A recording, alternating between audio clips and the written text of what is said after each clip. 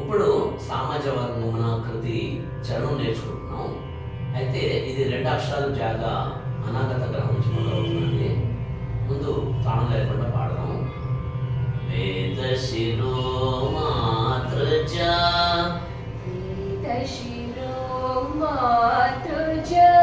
సప్త స్వర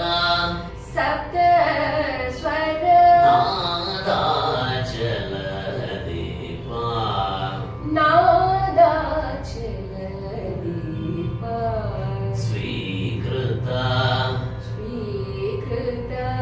వేద శిరో మాతృజ సప్త స్వర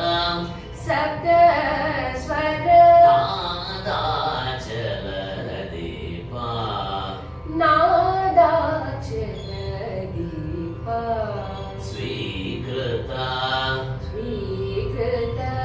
యాదవ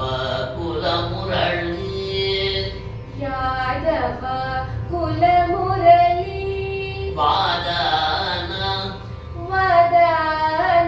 వినోద మోహనకర త్యాగరాజవందనీయ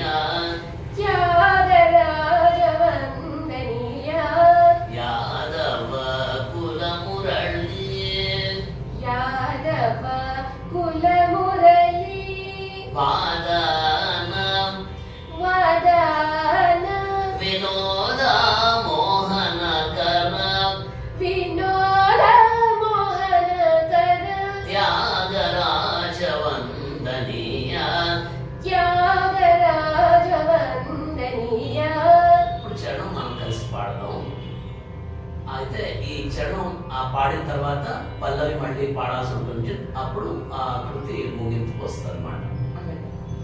వేద శిరో మాతృజ సప్త స్వర నాదాచల దీప స్వీకృత వేద శిరో మాతృజ సప్త స్వర నాదాచల దీప స్వీకృత యాదవ కుల మురళి వాదన వినోద మోహనకర త్యాగరాజవందనీయ యాదవ కుల మురళి వాదన వినోద మోహనకర త్యాగరాజవందనీయ సామజవర గమన సాధుర్ సారసాచ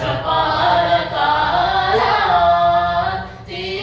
విఖ్యాత సామజవర గమన.